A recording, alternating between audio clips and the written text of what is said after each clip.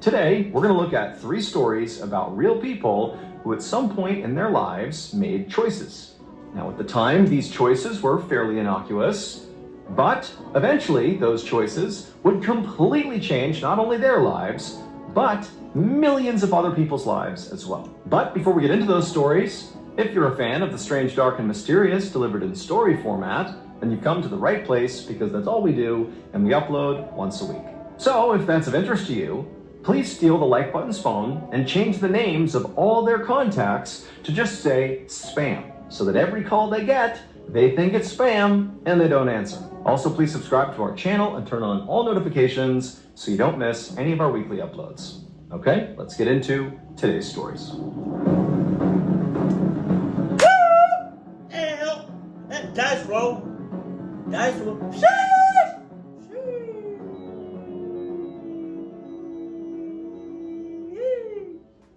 I'm hot. On January 17th, 1977, a 36-year-old man named Gary Gilmore walked towards an abandoned canned food factory in Draper, Utah. Gary was surrounded on all sides by guards because they were afraid that Gary might try to run and not go inside of this factory. But Gary was not about to run. He'd been waiting for months for this, and he was ready. So Gary, along with the guards at his sides, made their way towards the factory, and then without any hesitation, Gary stepped inside. And what he saw was this big, cavernous, open space with no equipment in it, nothing. It was just basically this massive empty space and one chair pushed up against the far back wall. Gary knew he was supposed to sit in that chair. So without even being told, he just began walking across the floor towards it. And then when he reached the chair, he sat down. And once Gary was sitting, the guards that had walked him in began strapping his wrists and his ankles to this chair so he couldn't move. And as they did this, Gary didn't put up a fight. He just sat there staring straight across to the other side of this factory. And on the far side of this factory was one other thing inside of the space. It was like this big curtain, like somebody had wheeled out like this massive curtain that was protecting something on the other side. And as he was staring at this curtain that was sort of perpendicular to him, he saw there were 5 evenly spaced cutouts across the curtain. And even though Gary couldn't actually see anything in any of these cutouts, he knew what was behind them. He knew that at each station, there was a police officer armed with a rifle. They were the firing squad that Gary himself had requested. So Gary was a convicted murderer, and he had been sentenced to death just a few months earlier. His death sentence had gotten a lot of media coverage, and immediately after the sentencing, his mother, along with the American Civil Liberties Union, had lobbied to try to change the sentence and make it a life sentence instead. But while Gary appreciated their efforts, he actually did not want that. He did not want, to spend the rest of his life in prison. That was the only alternative to the death sentence, is life without parole. And that sounded horrible. And so instead, he had basically pushed to go forward with his execution, and he was very specific about how he wanted to die. He wanted to die by firing squad, and that had been granted to him. And so after the guards had finished strapping Gary into the chair, they backed off, and then the chaplain came over and read Gary his last rites. And then after that, he asked Gary if he had anything else he wanted to say. And Gary looked up at the chaplain and just said, "Let's do it." And so the chaplain backed off, signaled to the firing squad that Gary was ready, and then once everything was in place, rifles poked through the 5 holes in the curtain, and they fired. Shortly after, Gary was dead. 10 years after Gary's execution in 1987, a young marketing executive named Dan Wyden was having a meeting with his colleagues at his company's headquarters in Portland, Oregon. So Dan actually owned this marketing agency, and his company had recently signed this new client. It was a small business with a lot of promise who was hopefully looking to expand, and they were leaning on Dan and his team to help them do that. And while Dan certainly believed that this company had the chance to be huge, he just felt like they lacked something. They needed a strong marketing campaign to really get them off the ground and sort of begin to make them a household name. And so this meeting that Dan was having right now with his colleagues was their attempts at coming up with, what can we do? What kind of campaign can we run for this company? And so for hours they sat there pitching different ideas, different concepts of how we can elevate this brand. But it was like, even though a lot of ideas seemed promising, nothing really felt right. Everything just sort of felt like, maybe that would help. There was no slam dunk idea, at least not yet. And so as Dan is beginning to get frustrated, realizing he really doesn't have any great ideas yet, he suddenly has this epiphany. Now, Dan does not understand why he had this epiphany. He had not been thinking about this information until it just popped into his head. Instead, this idea really just kind of suddenly came to him. As he's sitting there with his colleagues, feeling frustrated, not knowing what to do, he just randomly found himself thinking about the execution of Gary Gilmore 10 years earlier, death by firing squad. It was all over the news. And Dan, like his colleagues, had certainly kept up with that story. It was a big deal at the time. And as Dan is sitting there just thinking about that execution, he remembered a very particular detail about the execution that for whatever reason just felt like, oh my goodness, we can use that to market this brand. Dan would take a well-known detail from the execution of Gary Gilmore, he would tweak it slightly, and he would use it to fuel this advertising campaign for this small business. Is it Nike? And it would work amazingly. In fact, this campaign was so successful, it literally doubled this company's business practically overnight. And this campaign, it featured a slogan that has since become arguably one of, if not the most famous slogans for any business in the entire world. Just do the it. slogan that Dan created as part of this very famous campaign Nike was based directly on Gary Gilmore's final words. Just do it. Dan's client, that small business, was Nike. That's crazy. That's crazy. So Nike. And the Crop F Company! Adidas!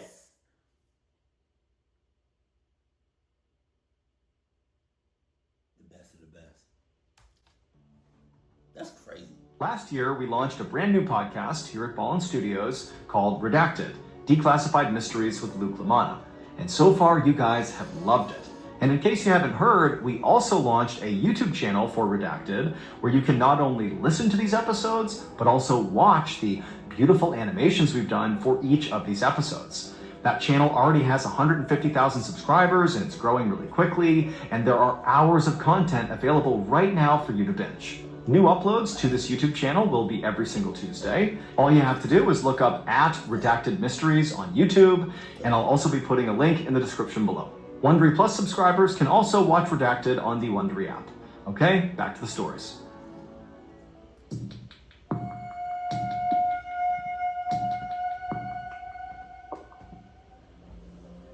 One night in 2009, a 23-year-old man named Chris, along with his date, walked into a McDonald's in London, England. The following day, Chris had a very important job interview in the morning, and so this dinner in McDonald's was going to be the last part. He should have said, this dinner at McDonald's about to be his last meal forever. Because what? At McDonald's? Out of all places? McDonald's? Ronald McDonald? Come on, man. Oh, God. The date. There were no plans beyond this. This McDonald's was dirty, it was loud, it was packed with people, so not exactly a romantic location for a date, but this was all Chris could afford. In fact, he really needed that job the next day because he just didn't have much money. But for now, this was the best he could do. And so he put on, his best smile and looked at his date like, is this okay? And she kind of looked back and smiled like, it's fine, we can eat here. So they hopped in line and they waited, finally got to the counter, they ordered their food and their drinks, and then after receiving them, they turned around and looked for a place to sit down. But as they looked around, they saw every table was taken, literally every one. And so Chris and his date began looking for tables where, there were at least a couple of empty seats. Maybe somebody was sitting there, but they might allow Chris and his date to sit with them. And so they began walking around, and eventually they would find a table where there was just this one guy sitting there. He was sort of minding his own business, just eating his meal. He was not taking up the whole table. And critically, there were 2 seats at this table that were unused. And so Chris kind of tapped his date and pointed to the table.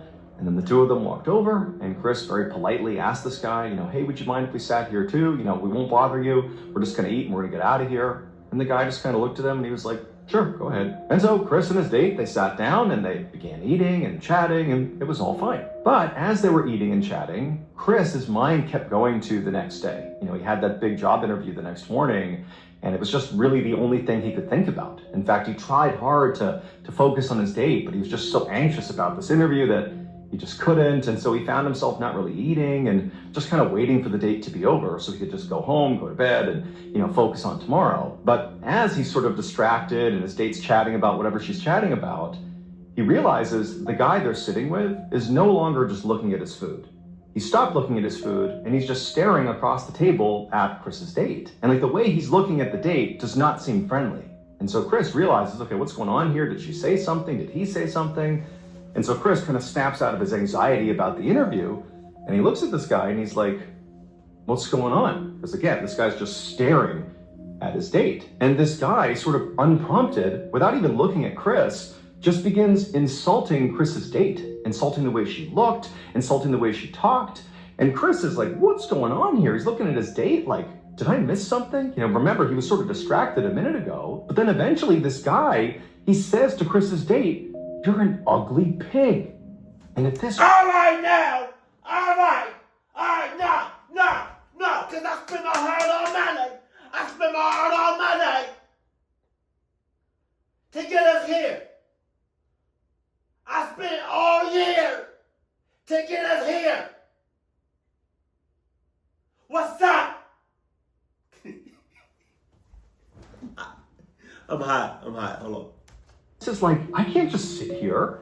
And so Chris, who had actually never been in a fight in his whole life, just sort of reflexively stood up and he was like, hey man, get up. Like he's gonna fight him here. But as soon as he did that, Chris realized he had made a horrible mistake because Chris, he was only about 5'8" tall. And this guy, just the way he'd been sitting at the table, Chris hadn't really seen his full stature. And this guy, when he stood up, towered over Chris. But Chris, he was not a scared guy. He hadn't fought before, but he was defending his date's honor here. And he kind of looks up at this guy, and he just kind of winds up and hits him once. But then this huge guy just proceeds to beat the living crap out of Chris right there in the McDonald's. The next morning, Chris walked up to this big fancy building in London for his job interview. And Chris was doing his best to be confident, but it was really hard given the circumstances. So the previous night, after Chris had been battered by this total jerk, eventually the guy had stopped and stepped off of Chris, and Chris had gotten back up again, and the guy kind of wandered off and was not held to account in any way. He just kind of left the restaurant and vanished. But Chris, he got to his feet and he looked at his date and she was totally rattled by it. And Chris was super embarrassed at this point. He kept apologizing to his date and she's like, no, it's fine. And they just wanted to get out of there. And so they left the McDonald's and they both, went to their respective homes. And Chris just went to bed. And then the next morning when Chris got up early because he has this big job interview, he went into the bathroom and he looked in the mirror and he saw he had this enormous black eye. But even though Chris understood that this very well could affect his chances of getting this job, they're gonna ask about his black eye, and what's he gonna say? Oh yeah, I got in a big fight at the McDonald's last night. There wasn't really a good excuse for it, and he wondered what they would think of him if he showed up looking like this ruffian, But he was like, you know what? This is the biggest opportunity I've ever had. I just gotta go in there, try to be confident, and don't let the black eye define the outcome. And so fast forward to later that morning, Chris goes into the building, he arrives for the interview, and before long, he's having his interview, and he can tell they're all staring at his black eye, but nobody brought it up, which was sort of like worse in some ways. He almost wanted to be able to describe what happened, even though it didn't make him look good, but it was like the fact that they're staring at it and not acknowledging it, it really made him feel awkward. But, Chris did his best. He got through the interview, and by the end of it, he had no idea what the interviewers thought of him or what they thought of his ridiculous black eye, but he thanked them for the opportunity, and he left thinking, I'm not going to get the job. However, not long after this interview, Chris got some shocking news. He had gotten the job, and it actually might have been because of his black eye. Because this job interview was actually an audition for a starring role in an upcoming TV show. And the character that Chris was auditioning for was this guy who sort of got into fights. And so Chris rolls in here looking like a guy who gets into fights, and they're thinking, oh my goodness, he can hit his lines, he's got the charisma, and look at him. He's even a ruffian himself. He fits the character perfectly. He's our guy. So Chris got cast, and this TV show that he starred in became one of the most popular TV shows in the entire world. And so Chris went from being this guy who could barely afford a dinner at McDonald's to being this amazing actor who was getting nominated for Golden Globe Awards and Emmy Awards. He truly was an A-list star. Today, Chris is better known by his stage name, Kit Harington. And the starring role that he landed that changed his life was the role of Jon Snow in Game of Thrones. Which I have never seen. Ever. I have never seen no clips, no nothing. I just seen like images and like people talking about it, but I've never actually seen this show, let alone clips. Maybe should I check it out? Should I react to it one day? Let me know. That's crazy.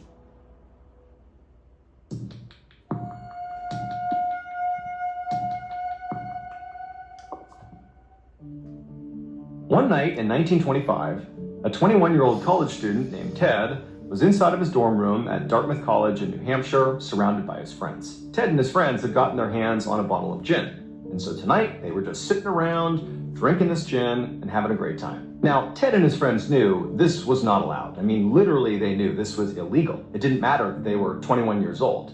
At the time, in the United States, in 1925, the country was in the middle of prohibition, which meant no one was allowed to possess or consume alcohol. It was actually illegal. But Ted specifically was willing to take that risk, because tonight he wanted to celebrate. Ted was a senior in college and was getting ready to graduate with honors. And also, he had recently been named the editor-in-chief of Dartmouth's humor magazine called Jack-O-Lantern. This was a big deal for Ted. I mean, he had aspirations of graduating and becoming a professional writer and publisher, and it just felt like everything was falling into place, getting this job as editor-in-chief. It was a huge accomplishment. So Ted took a swig from the bottle and passed it around the circle, and before long, he and his friends were all pretty drunk and heavy. What? You take a swig and pass it around? I'm not drinking after you. I don't know what you got. Hell no. Great time, laughing and joking and telling stories. It was a lot of fun. But at some point, they heard a knock on their door. Right away, Ted and his friends went silent, remembering that, oh my God, are we in trouble now? Ted said, no, it's fine. I'm sure it's just, more friends coming to stop by and hang out with us. Oh, yeah. And so Ted, he gets up, he goes to the door, and, his heart's racing a little bit because he doesn't know who's there. He opens the door, and it's not friends. It's two police officers. Jesus. And so Ted and his friends all got busted for drinking alcohol. However, fortunately for them, the police did not press charges, and so nobody went to jail. And also the school, Dartmouth, decided not to expel Ted or any of his friends. However, they were dealt some pretty severe punishments. Specifically, Dartmouth stripped Ted of all of his academic honors and extracurriculars, which meant he was no longer the editor-in-chief of the Jack-O-Lantern magazine. In fact, he was told by the school that not only was he no longer the editor-in-chief, but he couldn't even submit to put anything in writing into that magazine. He was totally banned. Ted was heartbroken, less so about the academic honors and much more so about being, cut off from the Jack-O-Lantern magazine.